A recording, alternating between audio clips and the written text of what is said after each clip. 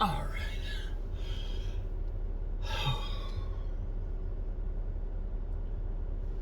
What's going on, everybody? Search for bars in the basement. I realized I had no sort of really opening for this thing yesterday. I have no real plan for it again. Like I said, I'm just kind of winging it as we go. Just trying to figure it out. I don't have a name for it. I want to release it daily, but I don't even have like a time frame, a schedule. I have nothing ready for this series. All I know is that today is October 15th. Yesterday's blog would have been October 5th or 14th. I can do days. I'm leaving work. It is like 7 o'clock in the morning, and we're on our way. So, I'm going to try not to repeat anything I said yesterday, because I feel like it would be, it would just feel like I'm beating a dead horse at this point, which no one likes to beat horses, much less dead ones. I have terrible humor. So, it was a good night. We had a good night. One of our big machines was kind of down due to an error further up the chain of command. So, I was doing a lot of little jobs, doing a lot of, this and that, It definitely made the day go by faster. And I got to use some skills from one of my previous jobs. I worked for a printer company to try to diagnose what was going on with one of our printers.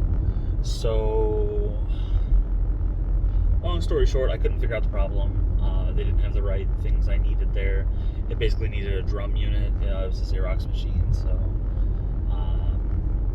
they had to call service in on it. So hopefully somebody comes out there and gets, takes a look at that. But I did feel important that I was at least helping a little bit. And, it's good to feel important from time to time. Especially being so new in this job.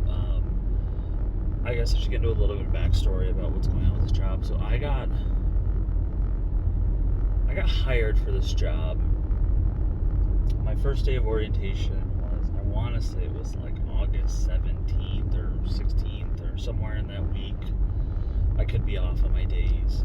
But basically, I was in a classroom studying, doing computer things, and doing the whole, this is our orientation for our company, which is super awesome, which is doing around the great right now, I'm not hating where I'm at so far. But we did the whole week of that. The last day, that Friday, we were actually out on the production floor. Just kind of, showed really basic the ropes, like, hey, this is going to be some of the stuff you could be seeing. Do you like this? Is this something you're going to want to do? And after the Friday, I was like, yeah, heck yeah, that's awesome. I got hired for overnights, like I said previously. I got hired for overnights, and since that week was orientation, was on first shift, I didn't have to start my overnight that Friday, because the way my overnights break down is I'm Sunday night through Friday morning. So I worked first shift that day. I met some of my third shift people. Not that I remembered anyone's names, and for good reason. I'll tell you why in a second. But not that I remembered anyone's names, but I met a lot of my third shift people, and then I worked with first shift crew for a while. It was an okay day. It was long. It was really long. Like, what we were doing was really just like, I don't want to call it backbreaking again, because it's not. We use, they're very big on safety in this place. But it was very difficult work for somebody who has been working in an office setting for 6 months plus prior to that. I was working in a call center before that. When COVID hit, I was working from home in the comfort of my own pajamas and couch, on the phone with customers and everything. And so for somebody who went and was doing a very cushiony job to going and lifting big barrels and moving them around, continuous, repetitive strain on my wrists and arms, it was a little jarring. So that I left that day, I drove home like I'm driving now, just brighter, and my everything ached. I was so sore, and it was to be expected again. Like, I went from doing nothing to doing everything all in the matter of, day. So, rightfully so, I was sore, and I'm out of shape anyway. You'll see this video, and you see my double chin popping out here, and my gut at certain angles, and I'm not a little guy. So I went home that night, and I was like, man, I'm just so beat. Like, I need to get some rest. But I was also trying to stay up super late because my overnight shift started that Sunday night. Like, I had Friday night and Saturday night to figure my shit out. And that's how much time I had. And there was no getting around it. I was like, oh my God, I have to get ready. So I stayed up until like 4 o'clock in the morning that Friday night. And I started not feeling great at about 3 o'clock in the morning. My stomach just kind of hurt. I was just like, oh, don't get sick. You're just starting a job.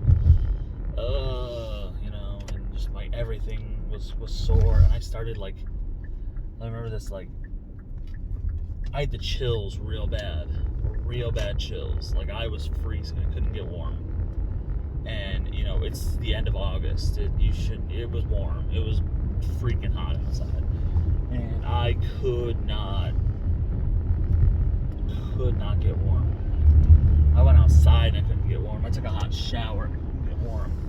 I'm like, I hope I'm not getting sick, like legitimately sick. Like, I think I have a cold. Took my temperature Saturday, tracked it, Saturday through Sunday, and I had fever.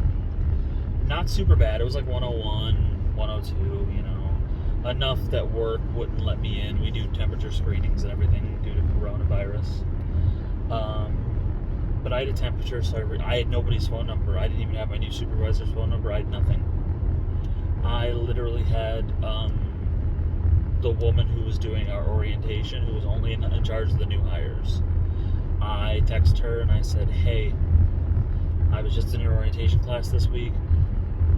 This is terrible timing, and I swear it's for real, but I have a temperature. What do I do? And they were like, oh, you should be, what are your other symptoms? And I'm just like, yeah, my head's pounding. I was like, my chest hurts a little bit, and I've got this fever, and I've got these chills, this slight fever. And I ache, but I don't know if I'm aching from work or if I'm aching because I have body aches. And she was like, you know what? You have some of the symptoms of COVID. She goes, have you lost your sense of taste or smell? And I'm like, no, everything's fine, I had some sushi a couple nights ago that tasted funky, but it was sushi, Everything else tasted great. So she's like, okay, it might be food poisoning, fingers crossed, but we're going to ask you to just consult with your doctor. I'm like, okay. So that's when I finally got a response to that on Monday. I called out Sunday night. I got a response to that Monday. I called my doctor to get me into the appointment, but since I had already started training myself to stay awake all night, I didn't contact my doctor until like 1, 2 o'clock the next day because, that's what time I was waking up. And my doctor gets kind of mad at me and says, hey, how come you didn't call me when we first had symptoms? And I'm like, because I didn't want to worry about nothing. It could be a cold, and I've only had them for 2 days, and I'm already starting to feel better. And that's when I got a cough that day. I had a cough for like 1.5 days. So he was like, you know what, we're going to get you COVID tested. All right, I guess. So I got COVID tested that Tuesday. Results came back that Thursday. Now, if you're keeping track, I've missed an entire week of work almost at this point. Results came back Thursday. I tested positive for COVID. My wife had to call her work. We had to isolate ourselves from the kids, from each other. She Lysoled down everything. I was stuck in my room. I was positive for COVID. And by that Thursday night, maybe Friday morning, cough was completely gone. I felt fine. Chills were gone. Fever was gone. I hadn't tracked a fever in over 2 days, and I felt fine. Like, that was the scary part, is I felt perfectly fine. Luckily, where we lived, they were doing the 15-minute rapid tests in town that week, because they switch them around from town to town to town, for whatever reason. So my wife, my 2 daughters, and my mom all went and got rapid tested, and they all came back negative. Nobody else had COVID. So I had to wait the 2 weeks that the county made me, they're like, this is when the symptoms first happened. Okay, we're going to track you from that day. So 2 weeks from that day, they were calling me every day. Hey, do you have a temperature? Do you have any symptoms? They were calling all of us, checking in on everybody in the family. Like, hey, do you have any symptoms? Okay, it was getting to the point where I was like, hey, Mary, how you doing? No, nothing today still. Laughing, having a good time. And, work said, hey, don't worry, we're going to take care of you. We're going to take care of everything. Don't worry about a thing. So I thought we were all good to go. Then the county that we live in cleared me. The health department cleared me and said, okay, if you don't have any symptoms, you've been symptom-free for over a week, almost 2 weeks, so you're fine. You can go out and live in the world again. So I called work up immediately, and I said, hey, I want to come back to work. And they're like, cool, we need a doctor's note. And I'm like, okay. Now, the caveat to this is the health department also called my wife and said, hey, we know your husband doesn't have any symptoms, but you and your kids have to isolate for 2 more weeks, because there's a chance that any time that he had the virus that you guys could have been exposed to it. So you need to quarantine for an additional 2 weeks to make sure that you're clear from the virus, even though they tested negative, which I get it, precautions. So when I contacted my work, said, hey, I want to come back to work. They're like, oh, cool, we just need a doctor's note and everything. I said, okay, hey, just in case it might throw a little monkey wrench in what's going on here, I have to let you know that my wife and my kids are all still isolating. And they said, well, why is that? And I explained what happened with the health department and what they said. And this guy says, oh, so I need to get back to you, but I'm 99% sure you can't come back until everyone in the house is clear to come back. Okay. So that's exactly what happened. I had to quarantine for another 2 weeks. Everyone had to quarantine for another 2 weeks. We were all perfectly healthy. Everybody was fine. We were all quarantining. So that time came. At this point, it had been 3 weeks, roughly a couple days into the 3rd week. The way the timeline all meshed out. So at this point, I'm trying to get clear to come back to work, but again, my work wants, not that the health department wanted or anything, but my work wanted negative COVID tests from myself and my spouse, at least. They said if I can get the daughters, cool. If not, not a big deal. So I got my test and I got her test, and they're like, okay, we also need your doctor's note still. Did your doctor clear you? Because you've been out of work for an extended period of time. And I'm like, oh, crap. All right, so I got to call the doctor's office and get them to clear me. So luckily, the next day I had a doctor's appointment already pre-scheduled. So I just waited for that schedule, and that's when my case handler was like, oh, by the way, did you apply for short-term disability? And I'm like, no, why do I need to do that? And she's like, well, we'll cover the first 2 weeks, then anything else has to be under short-term disability. So didn't know I needed to do that. So then I was scrambling trying to figure out how to do that. I took my doctor's appointment the next day, got them to write me a letter. They wrote me the letter that I could come back to work. I got the letter. I couldn't bring it into work because I wasn't technically allowed to be on the premises. So I had to take a picture of it and email it to this person, email it to HR, email it to my boss. I had to email it to the short-term disability team, and I had to just email it to my leave of absence team at my work. All this stuff I didn't know I needed to do at first either. Like it was kind of a headache trying to figure out what exactly to do because they don't really know. COVID's so new, and mine was definitely an extenuating circumstance that they haven't seen before.